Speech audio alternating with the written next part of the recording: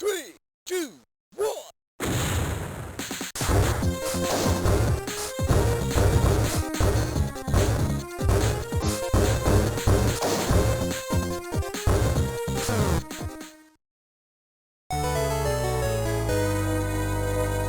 I need more of this. The Nintendo e-reader is a device released by Nintendo for the Game Boy Advance that allowed players to scan dot codes printed on various cards. Scanning said codes would grant a wide variety of experiences, from playing minigames to unlocking content in other games. Most people are likely familiar with the e-reader from the NES games that were available via dedicated card packs, the bonus levels for Super Mario Advance 4, Super Mario Bros. 3, or from the Animal Crossing cards that were used alongside the GameCube release. While it did end up having a lot of different series associated with it, the original plan was for it to be exclusive to the Pokémon series. In fact, Pokémon is a series that has the most presence on the e-reader. Not only were cards released for multiple different games, with there being many more to receive support in Japan, but for a while, actual Pokémon TCG cards had dot codes printed on them, which is what we're going to be focusing on today. There are 7 TCG expansion sets that contain e-cards in the US. In the beginning, every card for the set contained some type of dot code, but by the time the final set, EX Team Aqua vs Team Magma, was released in the US in 2004, there were only 9 cards. Ouch, that's quite the dip in support. This seems to be because the e-reader failed in the US and was discontinued in early 2004, whereas in Japan, the thing was supported till the end of the GBA's life cycle. Speaking of Japan, when looking at the card list released for the same expansion sets, there are some regional differences. US sets sometimes have more cards shoved into them that were originally special promo cards in Japan. It's a bit of a mess honestly, but that's the case for these final 9 cards. So, what do dot codes actually do? Dot codes are a type of proprietary barcode technology, not too dissimilar to UPC barcodes or QR codes. They come in 2 types. Long codes contain about 6 kilobytes of data, while the shorter ones contain about 2.4 kilobytes. Every single Pokemon card that contained a dot code always had a shorter one, and when you scanned them,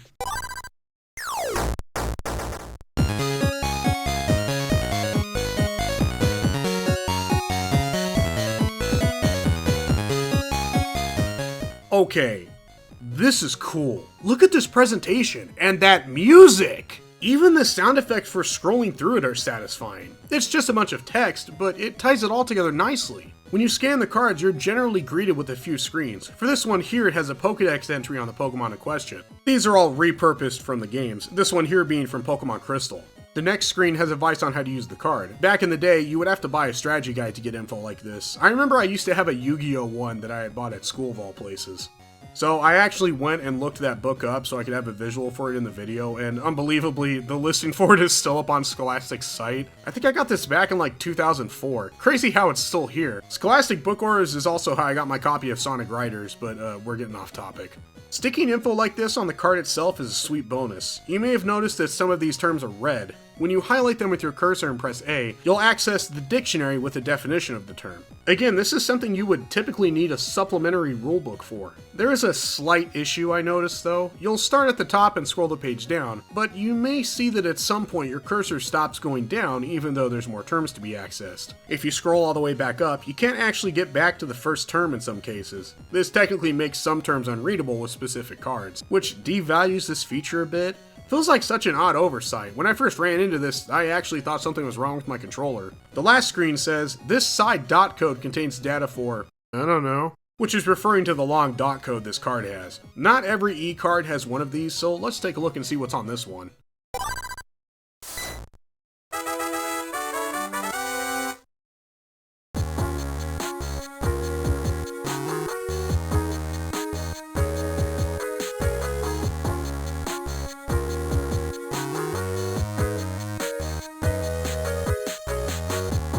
This is a TCG attack. It's not printed anywhere on the card unless you count the dot code. This means you must have an e-reader in order to use it. I actually tried looking up to see if any of these attacks were tournament legal or banned, but couldn't find any definitive info on it. Can you imagine taking this to a tournament back in the day, or just playing with it in general? Anyways, because the e-reader is required to access this attack, you get one with unique properties that wouldn't be possible without it. It has a pretty heavy randomization aspect to it. For this attack, you can both deal damage and heal yourself. Both ends can have values that range from 0 to 50, meaning it's possible to have the attack do absolutely nothing, or have it deal no damage but heal you 50 HP. That seems pretty unbalanced, honestly. I guess it's good if Hypnoblast isn't really doing it for you, since it costs the same amount of energy, or if you're low on HP. That being said, I do like the animation that plays when you choose to use it, and I really like the colors used on this screen as well. I'm gonna go ahead and move on because this is kind of just reminding me how much I wish we had a Pokemon TCG3. Later on in the eCard era, they stopped using long dot codes entirely and changed how the short ones worked. I believe this was done to coincide with the release of Pokemon Ruby and Sapphire. I actually used to have both of these cards when I was little. As you can see, it's still got the same framework, but everything has been cut down and simplified.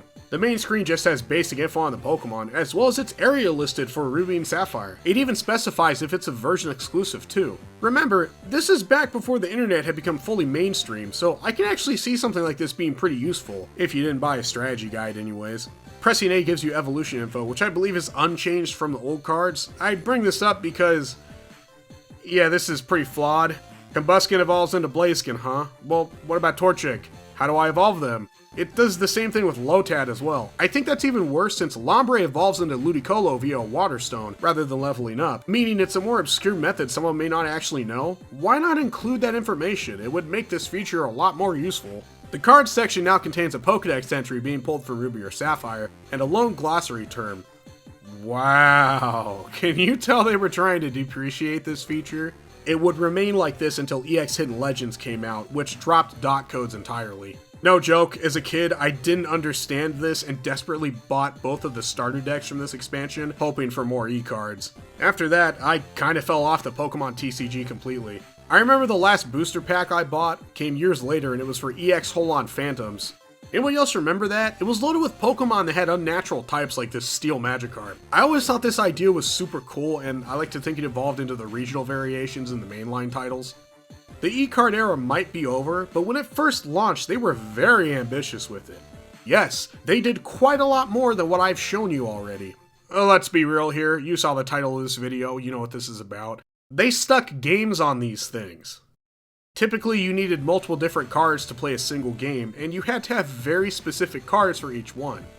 The e-reader I bought came with the 3 cards for Machop at work, and from that moment on, I was completely hooked. I managed to get my hands on a few more cards, but by the time I had actually gotten my e-reader, I believed those expansion sets were out of stores. They still had the short codes though, so I held out hope. This led into the EX Hidden Legends situation I mentioned earlier. Honestly, I'm not sure if this is what they intended. The minigames did incentivize me to buy more, but in reality I think they were just meant as a cool bonus. I wanted to cover these because despite being part of the highest grossing media franchise of all time, they're still really obscure. There's only a few videos about them on YouTube, and while those videos are fine, they don't go over everything in depth like I'm about to. There are 3 expansion sets that contain minigames, for a total of 38, and we're going to be looking at all of them here. While I say 38, there's actually 2 games that have such immense variation, you could dedicate an entire video just to them. I feel like going over everything they have to offer kind of ruins the experience a bit, so they'll be covered a bit differently. There's also some stuff that still fits into the cool bonus category that I'm gonna go over as well for completionist purposes. For transparency, I am emulating this. If you actually wanted to get all the cards I've stuck under this umbrella, it would require you to buy 246 different cards, some of them being Japan exclusive. That Lapras one I showed off in the beginning would actually cost me around $10 US by itself. Needless to say, that's an investment I'm not willing to make, and you shouldn't either. The e-reader is easily emulatable, and nearly all of the dot codes across the different regions have been dumped. I think most people aren't aware of this because stuff like the Animal Crossing and Ruby and Sapphire battle cards still don't work because they require connecting to a second system, and those are much more well known. But as long as you're doing stuff that pertains to just the e-reader by itself, you're good to go. So I'm going to interrupt for a second here. After I wrote the script for this video, I found out that they've actually added link cable compatibility. I'm not going to test this myself, but I felt like it was worth mentioning. Really glad to see they're still doing work on this. There is a lot of content in mainline Pokemon games that is blocked off because of this feature. So here's how this is going to work. We're going to cover all the core games by expansion set in order of release, then the 2 special ones which span multiple expansions. the Japan-only promo cards, and end it with the miscellaneous stuff. I'm not going to be giving any of these a hard number rating because these have less depth and content than an Atari 2600 title. Many of them are high-score games, and few have real endpoints. Some of them only use a single button. You get the idea. These are meant to be a cool bonus for buying the cards, not serious gaming experiences. I've also noticed the difficulty is pretty high for a lot of them. I'm going to be doing my best in the brief time I play these, but I'm not going out of my way to try and finish them. They are simple experiences that you can grasp after about 30 seconds of playing.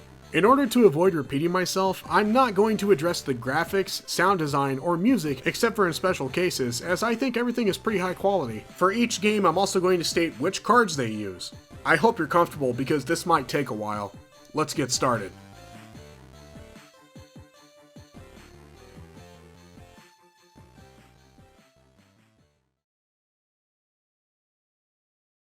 Expedition Base Set. Machop at Work. The cards required to play this game are Machop, Machoke, and Machamp. I figured this would be a good place to start since it came with the e-reader and it's what got me so hooked on it in the first place. As Machop, you'll jab or uppercut rocks that bounce across the screen. The goal is to destroy 100 without taking a single hit. That's pretty straightforward. For the time, it was really cool to see Pokemon moving around in a game that wasn't a mainline title, so I see where my interest came from. As an added bonus for collecting trading cards, this is pretty cool. It's just too bad it's not really that fun to play. Where do I even start? It's not terrible or anything, but controlling Machop comes across very rigid. It feels like coding associated with it is very simplistic, which given the .code storage format, I'm not too surprised. The hitboxes are also kind of weird. It seems like you're supposed to switch up between uppercuts and jabs based on where the rock is, but when I try to do that, it just gets me killed. I watched somebody beat this and they used jabs the entire time and nothing else. It's also a bit unclear what can actually kill you. There's times where I felt like I should have died and didn't, and times where I did and it made no sense. I know if you finish this game, Machop evolves all the way into Machamp, but the best I can do is 19. I could probably get better at it if I stuck with it, but it's not really an enjoyable experience. Wow, that's not a very good start. I mean, it's just average, but surely they must get better. Right? Diving Corsola. The cards required to play this game are Corsola and Quillfish. In this game, Corsola is trying to make their way towards the bottom of the ocean. As you dive down, Corsola's oxygen meter will decrease and you'll need to collect air bubbles to refill it. But you need to be careful of the tentacle and Quillfish who will bump into you and take a chunk of your oxygen away. If it gets too low, the music will speed up, and the farther you get, the darker the background will become, and the more enemies will spawn. I really like the presentation here, but the controls and everything else just feels a little off. Granted, it's not quite as bad as that first game. The controls feel like you're actually swimming in water, pressing A and B to paddle and give you a little bit of momentum. This results in Corsola feeling a little slippery. It works, but it makes precise movements while moving as fast as the game wants you to pretty difficult. I didn't beat this one either, but I can see some enjoyment in this. Flower Power. The cards required to play this game are Caterpie, Metapod, and Butterfree. In Flower Power, your goal is to guide Butterfree through the air, dodging other Pokemon while collecting pollen from flowers. A and B will make Butterfree flap its wings and gain height, while the D-pad moves you around. If you stop pressing A, you'll descend slowly. This one is pretty nice, but I am starting to notice some issues common among all of these games. First off, while the sprites look great, they're kind of big and they take up a lot of the screen. They also have inconsistent hitboxes. This makes navigating around and into objects a bit difficult. I think this may be because the programming data is recycled between games, but I have no way of proving that, just a hunch. I've also noticed that there's a lot of randomness at play, meaning elements can spawn on top of each other. It's not too important here, since you can pass pollen by without any kind of repercussion, but it's technically bad game design since you can be enticed into danger that you can't get out of. That being said, I like this one quite a lot. It's very relaxing. Go, Poliwrath! The cards required to play this game are Poliwag, Poliwhirl, Poliwrath, Krabby, Marill, and Shelder. In Go Poliwrath, you're trying to win a race against Marill and Golduck. The controls in this game aren't super obvious, so the first time you'll play, you'll probably think you just need to hammer the A button. However, all this does is cause you to fumble. What I ended up doing was alternating between pressing left on the control pad and A. Think of it like actually paddling with your arms while swimming. I was able to win this one, which is pretty cool. It takes a lot of cards for some reason, despite how simple it is. I'm guessing it's all the graphics they used. Hold down Hoppip. The cards required to play this game are Pichu and Hoppip. Pichu needs your help to keep the Hoppips from floating away. Use the D-pad to move to different ropes and press A to pull them back down to Earth. You'll need to press A multiple times to pull them farther down, and the end is inevitable since there's ultimately no way to stop them from rising back up. I think this game is pretty adorable, but playing it once was enough for me. Honestly, this is exactly the kind of thing I was expecting from these games, a pretty short but quality experience. Kingler's Day. The cards required to play this game are Cloyster, Kingler, Goldeen, and Magikarp. In this game you play as Kingler, sidestepping along the shoreline and dipping your claw into the water, trying to pull out Magikarp and Goldeen to score points. Press A to dip your claw in, and if you hold it down before release you can go further into the water. If you overcharge it, you'll smack yourself in the head and be stunned for a while. If you accidentally touch a Cloyster, you'll also be stunned. You do this for 2 minutes and then the game will tally up your final score. I actually like this game quite a bit and think it's one of the better ones. Dipping your claw in just right and getting lots of points is very satisfying. While that's it for the games in the Expedition base set, we're not done with it just yet. This is the first set after all, and they had a lot of experimentation here. This resulted in some cards having little animations on them instead of games. I feel like more people are aware of these as they only required a single card or two. Typically each animation had some variation to it, being from randomly generated elements or just by having different versions of the animation play upon replays. There are 8 of these in the Expedition base set. As a kid, I was aware of 2 of these, being Here Comes Gloom and Sweet Scent, because I happen to have all 3 cards required for those. I was thinking about showing all of them in their entirety, but that's kinda boring. I've decided to stick them all in a second video and upload them on my other channel since I did capture footage for all of them, so you can head over there if you're really curious. Before we move on though, I want to talk about a critical flaw that I think seriously hampers the appeal of eCard minigames. You may have noticed some of these cards don't actually have dot codes. This is because they are holographic versions of that card. So what happens if you scan one of those? Nothing! Yeah, and that's kind of stupid, honestly. In order to reap the benefits of having an e-reader, you have to own a less rare version of the card, unintentionally punishing you for having better luck. That's a bit ridiculous. I think this has to do with the foil layer on holographic cards being incompatible with the e-reader scanning technology. But if that's the case, why do holo cards even have long dot codes? Why not print them differently so the foil layer doesn't extend that far on the card? It's a practice that comes across as anti-consumer, and it just complicates things further. That being said, this is still the first set, so they aren't going to have everything perfect. I bet they hammered out more issues from here on. Kinda hope so, cause in all honesty, this set feels really bloated once you actually go through everything in it. Kinda feels like they went for quantity over quality. I do remember being completely obsessed with Pokémon during this time, to the point I ended up owning every GBA game except for Red Rescue Team. Could I not tell these weren't worth putting time into? Aquapolis. With the Aquapolis expansion set, animations have been removed entirely. However, for this and the following set, Skyridge, they started to include cards that had data for 2 very unique games that I mentioned before. We'll talk about those after Skyridge, but for now, here's the 7 games from Aquapolis. Dream Eater. The cards required to play this game are Espeon, Smoochum, Jinx, Mr. Mime, Hypno, Drowsy, and Drowsy. What the fuck is that? Yeah, so we're off to a bad start already, and we haven't even seen any games yet. This minigame actually requires 2 of the same card, so what, does it have to be scanned twice? No, you need 2 different versions of the exact same Drowsy card. There's no difference between the cards at first glance. They both have the exact same art and attacks, but the dot code data is different. The only way you can tell the difference yourself is if an A or a B is listed right here. This is really friggin' dumb, and as a kid, I remember this screwing me up. See, a lot of times you can get card checklists when you buy stuff for different expansion sets, and I did happen to have one of these Drowsy cards. I could not figure out why they had an A or a B variant listed because that makes 0 sense. It makes even less sense to do this for one of the minigame cards though. Can you imagine trying to trade your friend for this card and having to explain why you need 2 of the exact same card? They'd probably look at you like you're insane. The worst part is, this isn't even an isolated incident, as there's 2 more cards that also do this. Oh, I'm sorry. Did I say 2 more? 'Cause I meant 3. Know where the 3rd card is? Right there. This Mr. Mime card. So let me get this straight. Not only does the minigame that requires the largest number of cards from the set need 2 cards that are 99% the same, but it also needs another card that also has a second variant that is also practically the same. But wait, it gets even worse.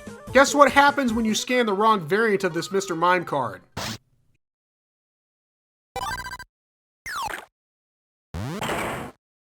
You lose everything! I seriously don't get this. You would think they'd have some type of quality control, but I guess not. There's absolutely no reason for this to be as convoluted as this is. But you know what the worst part is? This game's actually good! You play as a Drowsy trying to put a primate to sleep so he can feed on its dream. You'll need to hold A to use hypnosis, but be prepared to dodge primate's punches. For each dream you eat, you earn a point and have to do it again with the difficulty increased. It's simple, but this one uses a lot of different animations and overall looks great and is fun to play. I totally see why it uses so many cards, but there's no reason to lock it behind such a ridiculous wall. It's sad because despite its quality, I doubt many people actually got to play it back in the day.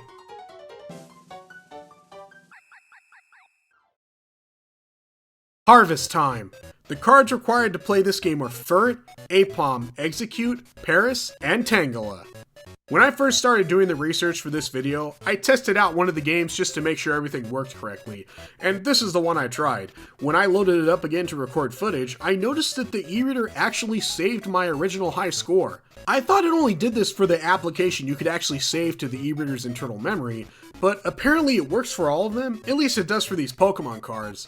As long as you've played one of them before, it'll keep track even if you scan in a new game and come back to it later. That's pretty cool!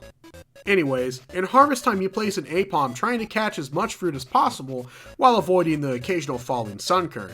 If you accidentally touch a Sunkern, you'll be stunned, and if a single piece of fruit touches the ground, it's game over. You have 3 rows you can swap between, back, middle, and front, and you can move in 8 directions as well as press A to jump up and catch fruit faster. The 3 types of fruit will only appear in a single designated row, so you'll know exactly which one you need to be on in order to catch it. Sunkern also casts shadows, meaning you'll always be able to tell where they're going to fall. Yeah, I kinda love this. The game design used here makes it really satisfying to play well. Feels like a proper minigame you'd find in Mario Party or something. This is the best game we've seen so far. What a comeback. Hopefully they can keep this quality up.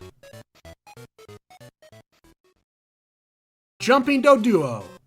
The cards required to play this game are Doduo and Dodorio. Hey, this game's pretty good too. You play as a Doduo running through a field and jumping over Pokemon and obstacles. There's lots of variety in obstacles, and the game will switch between 2 different speeds. This game is super simple, but the variety and animation on the obstacles really makes it. I'm surprised they managed to fit all of this on just 2 cards. Mighty Tyranitar. The cards required to play this game are Kangaskhan, Onix, Larvitar, Pupitar, and Tyranitar. In this game you play as a Tyranitar, blasting lava bombs out of the air that are being thrown from an erupting volcano. If you miss a single one, it's game over. Your movement is restricted to a grid, and the volcano gives you a general idea of the direction the lava bombs are going to be coming from. Yeah, that's kinda it. This game is perfectly fine, but it doesn't have a lot going on. Kind of wish this one had a proper ending instead of going on forever. Punching Bags. The cards required to play this game are Fanapy, Marowak, Tyrogue, Hitmonchan, and Hitmontop. I wonder why they didn't use Hitmonlee as one of the cards. In punching bags, it's your job as tie rope to destroy as many punching bags as possible. If one pops up underneath you or falls down on top of you, the game is over. This game is actually what I expected Machop at Work to be, and I greatly prefer this one over it. You have an uppercut, which as far as I can tell is a bit useless since it can't actually hit a lot of the bags that drop from above, and a kick. You can also jump, which I think makes all the difference in the world. The movement in this game feels really good, and it's super satisfying hitting the punching bags. I did notice there's some type of combo hits and a bonus system, but I couldn't figure out exactly how they both work. This game is really impressive and it's got a lot going on. I'd love to return to it sometime. What an awesome bonus. Rolling Voltorb. The cards required to play this game are Magnemite, Voltorb, Magnemite, and Voltorb. Thankfully this time all the cards are different so there's not any issues like before. In this game, you control a Voltorb rolling down a hill, trying your best to dodge rocks of various sizes and the occasional Magnemite floating towards you. This game reminds me a lot of skiing on the 2600, but it's easier to control than that game is. I really love the dorky music here as well, it's so cute. I did notice the hitboxes on this one can be a little weird, but it seems to be in the player's favor. There's no end to this one, you just roll down the hill as far as possible. Sneak and Snatch. The cards required to play this game are Pinsir, Scyther, Bellsprout, Weeping Bell, and Sudowoodo. You play as Sudowoodo, trying to trick Totodile out of its food. You'll alternate between pressing A and B to move forward, and hold down the next one you press to stand still. If Totodile sees you moving, they'll spray you with Water Gun. It's also possible to trip while moving, but as long as Totodile doesn't see you falling down, he won't attack you. Once you reach the fruit, it'll count off the 3 fruits and the time remaining and add it to your score. I'm assuming this is because it's possible to take so long he'll start eating them. I like this one a lot, it's really adorable, fun to play, and marks a strong end to the Aquapolis games.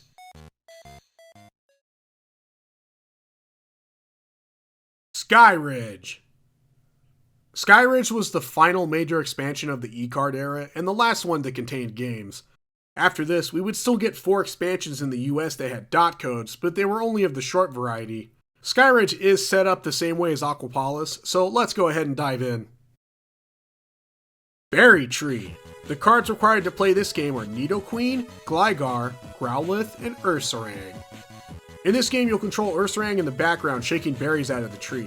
You'll use various combinations of the control pad in A and B in order to smack the tree. At the beginning of each round, you'll be given the minimum amount of berries that Teddy Ursa will need to collect in order to keep playing, followed by the button combination you'll need to repeat over and over until the time runs out. If you miss an input, you'll be stunned for a bit. If you don't meet the minimum number of berries at the end of a round, your final berry count gets tallied and the game ends. This is yet another game I wouldn't mind returning to. Ditto Leapfrog. The cards required to play this game are Snubbull, Granbull, and Ditto. In Ditto Leapfrog, you need to bounce the Goldeen and Magikarp that... Oh, that's so cool! So in this game, you get to see what's actually going on behind Kingler in Kingler's Day. Anyways, you have to move Ditto so that the flying fish will be bounced back into the water. Kingler's position in the background will give you an idea of where you need to be, and after 3 misses, the game is over. That is honestly the most depressed Ditto I have ever seen. There is a slight inconsistency since Kingler's Day has a time limit of 2 minutes, but this idea is so cool I don't care. I love this one. I really didn't expect any of the games to be directly tied to each other. Can you imagine how cool it must have been to discover this back in the day? Follow Hoot Hoot.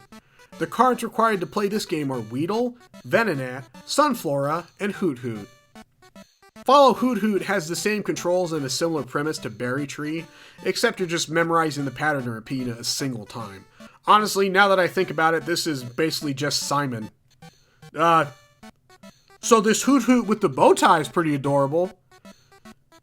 Yeah, there's not really much to this game. It's fine for what it is, though. Leak Game. The cards required to play this game are Nidoran Female, Swinub, Piloswine, and Farfetch'd. Farfetch'd is trying to protect their leek crop from the Teddy Ursa and Swinub. You can swap between the 4 corners using the D-pad and swat at your attackers with the A button. B is actually pretty useful here as it lets you jump to the corner parallel to yours. You can achieve this by using the D-pad as well, but pressing B makes it more reliable. Sometimes enemies will travel around the crop and you'll have to switch corners to shoo them off. I liked this game at first, but honestly it drags on. The only time I played this, it lasted for 5 minutes. That's longer than any game in this collection. Night Flight. The cards required to play this game are Zubat and Golbat. In this game you play as Zubat flying through a cave. You'll only see the background very briefly, after which everything goes dark. You'll need to bounce sonar beams off coughing to avoid running into them and collect what I think are berries? Actually, wait, are those apricorns? Oh wow, that's kinda cool. Those are rarely ever referenced. This game is fine, but for some reason the wiki says this game bears some resemblance to the gutsy Golbat minigame from Stadium 2, and just... What? Why? Cause they both have the Zubat line flying in a cave? Both of these games are completely different and don't even play remotely the same. Pika-Pop. The cards required to play this game are Raichu, Persian, Meowth, and Pikachu. Wow, I'm surprised this is the first game that starred Pikachu. In fact, it's the only game that stars Pikachu. You have to keep the radio and 4 speakers juiced up so they keep playing the music that Togepi and Pichu are dancing to. If you play for long enough, the music track changes. The game is over when one of the 4 speakers of the boombox blows up. This game is alright, but it's more cute than anything. Again, I wish it had an actual endpoint to it. Maybe after cycling through a set amount of songs? Ride the Tuft. The cards required to play this game are Rattata, Shuckle, Yanma, and Cleffa. You play as a Cleffa riding the tufts of fluff to reach Clefairy on the other side.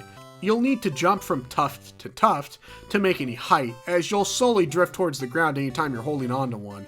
This is my favorite game in this video. You're literally just jumping through the air to different platforms, but the music brings it all together. Oh, also, it's freaking adorable. It's very relaxing to play and thoroughly enjoyable in my opinion. Watch out! The cards required to play this game are Alakazam, Dunsparce, Murkrow, and Wobbuffet. This is the very last game of the 3 main expansions, and it stars Wobbuffet. In the beginning it says, "Let's hear Wobbuffet say its name," which is a clue on how you actually score in this game. You use A to counter bouncing Donphan and boulders, and press B to use Magic Code to deflect the sparks Electabuzz sends out. You can deflect the bouncing Donphan back towards other Pokemon to make them go away.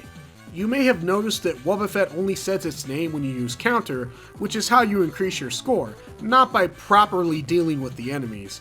I think this stipulation makes this game interesting. Good job, Wobbuffet. That's all of the main minigames. Not too bad, honestly. I'd say about 3/4 of them are worth playing, with most of the duds coming from the Expedition base set. Kinda makes me wish there was a Pokemon version of something like Mario Party. Also, can I just mention how much of a turnaround this took? It was pretty rough in the beginning, but by the end, they were doing really good. That being said, we're not quite finished yet, as there's a lot of miscellaneous stuff to go over still. Everything that's left is more obscure and difficult to get working, so I doubt many people are familiar with these. Let's start with the 2 special minigames I mentioned previously. Both of these support a large number of cards that aren't specific to just one set, which is why I gave them their own category. Construction. Action. This minigame supports 62 cards from Aquapolis and Skyridge, all of which are split up into 2 categories. You have player cards and map cards, with the bulk of the cards being map cards. You need at least 1 player card and up to 6 different map cards in order to play. The menu screen gives you a list of controls that suggests it's just a basic platformer. This is essentially a randomly generated platformer game, although the player character's stats and the individual map designs are tied to specific cards. The point is to mix and match them as you choose. For this demonstration, I'm going to use the following cards. My player character will be the Relic Hunter, which I chose because he has the best stats, followed by Beedrill, Elekid, Misdreavus, Muck, and Porygon, as well as the Fastball Trainer card. Oh, wow, so the Relic Hunter is really hard to control? He jumps way too high even with his normal jump, and he moves too fast. I'm also noticing the controls for this are a little slippery and the hitboxes are too big. It's really easy to die. I can't even get past the first bead roll on this second screen. Here, let's try swapping to another character with lower stats to see if that helps. Oh yeah, this is much more manageable. Now I can definitely get past that bead drill.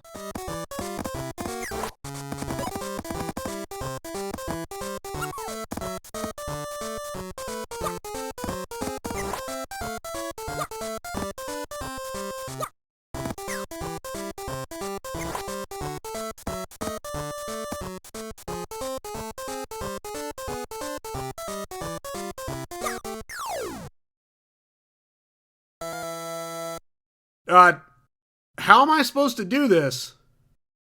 Oh, okay, so you can jump up here. Now I should... Alright, let's swap the levels around a bit so we can see more.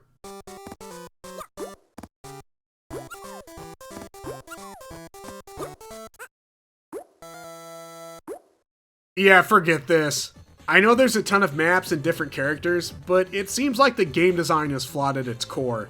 It's too hard to control your character reliably, and some of the level design is ridiculous, to the point I suspect some characters actually aren't able to clear certain screens. I can likely get better at it with practice, and there is a lot to this one, but I'm really not feeling it. Let's go ahead and move on. Construction. Melody Box. This is a jukebox where you can customize the sound effects played, the melody, and the background. Cards that support it are found in Expedition, Aquapolis, Skyridge, as well as some Japan-exclusive promo cards and the McDonald's Pokémon E Minimum Pack. Because the fun of this is mixing and matching different cards to see what combinations you can make, here's the 3 cards I'm using. And here's what happens when you scan them.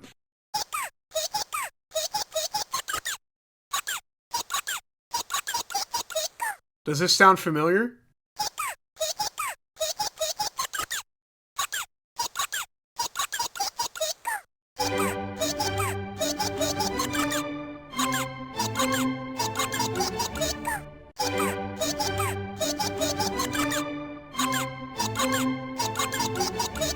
Yeah, the music cards have a mix of stuff from Pokemon and other sources. Just for shits and giggles, let's test out another 3 cards I've chosen completely at random. Triplets born, the throne awaits. A seer warns of a deadly fate. Give up your children, separate. Bide your time, lie in wait. Sonic Underground.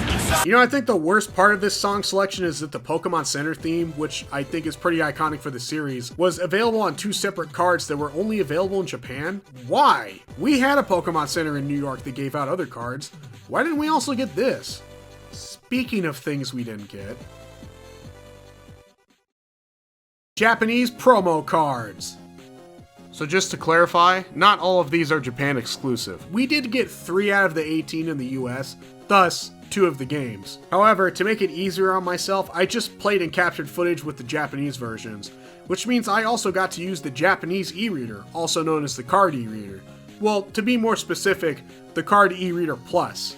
This second revision of the original card e-reader included the link cable functionality, and is the one that we got in the US.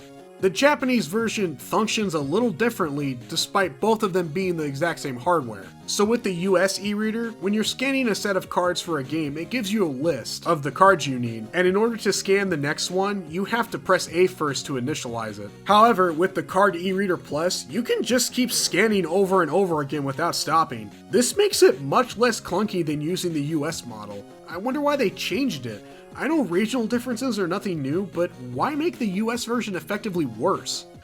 Now, most of these came out during the time of the Expedition base set, so there's a little bit of experimentation again, including 2 more animations. The first one, Exciting Hide and Seek, uses this Pikachu and Larvitar, which were given away in a 2-pack to passengers taking domestic flights on all Nippon Airways from July 13th to September 30th, 2001. This animation seems to be directly based off the short Pikachu's Peekaboo, where the Japanese title is Pikachu's Exciting Hide and Seek. The second animation is Time Travel, which uses this Celebi card that we actually got in the US. It was given out along with an ad for the e-reader to people who bought tickets to see Pokemon Forever in theaters. In Japan, it has completely different art and a different method of release. It's a short animation of Celebi using time travel so it can eat more berries off of the same tree in the future.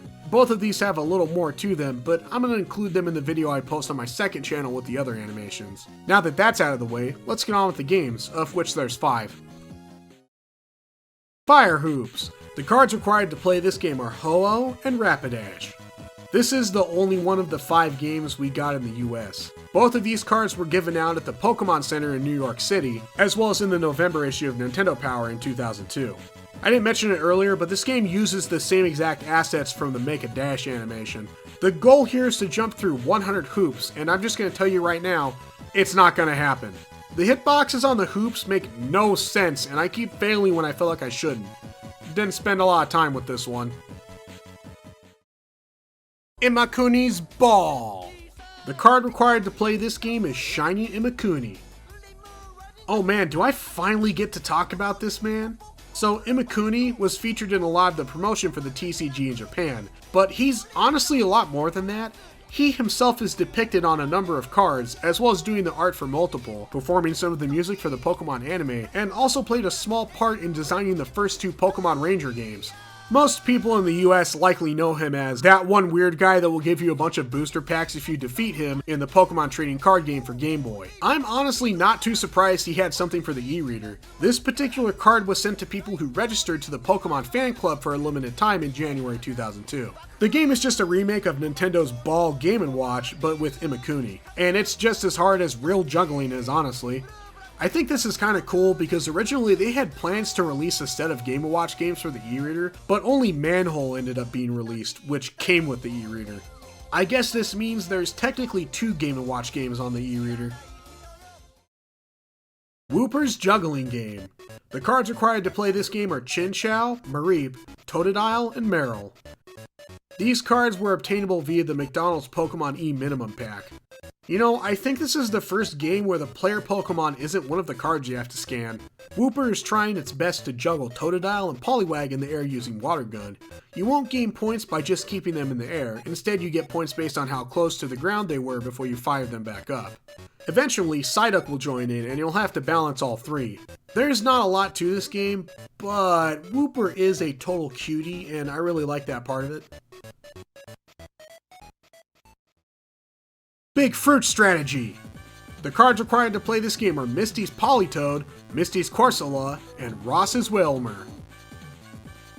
The 3 cards required from this game from the 5th movie Half Deck, which was released to promote Pokemon Heroes. This was my favorite thing I found out while doing research for this video. Pokemon Heroes was my favorite Pokemon movie as a kid, and I would have loved to have this special Half Deck related to it. The Wailmer required for this game is also the only Generation 3 Pokemon that has dot code data for a minigame. In this game, you play as Totodile swimming through an ocean filled to the brim with Tentacruel and fruit floating on the water. I'm guessing this is where he got all the fruit you see in Sneak and Snatch. Your goal is to dodge the Tentacruel and collect as many fruit as possible during your 100-meter run. Once you cross the tape at the end, all your fruit will be tallied and your high score determined. I like this game a lot. There's no way to prematurely end your run, but the controls are a bit slippery. You press A to paddle forward and use the directions to move. Since you can't die, all the challenge is in dodging the obstacles and collecting as much fruit as possible. It's nice and simple, and in my opinion, perfect for this format. Toko Toko Truck. The cards required to play this game are Lugia, Celebi, Entei, Pikachu, and Pichu. Man, I really hope I pronounced that correctly. My apologies, as this game didn't have a ton of super clear info on it, so I'm sorry if I have any mistakes. I am making a few assumptions with this one, so take those parts with a grain of salt. These cards were available through the Pokemon Happy Adventure Rally 2002, which ran on the JR East Yamanote line from August 3rd to August 18th. It seems like one of the 6 cards were given out at different stops along the route. In this game, you play as what I'm guessing are supposed to be the Pichu brothers, although one of them is missing the little tuft of hair, riding a pump trolley passing by different stations on their way to the Pokemon Center Tokyo. I'm assuming they're supposed to be traveling the actual JR East Yamanote line. You'll need to press A to jump over boulders on the track. Making contact with them will slow you down, and if you run out of time, the game is over. You can get more time by passing stations. As you pass through the tunnels, the background will change. This is pretty fun, and I think it's a good note to go out on.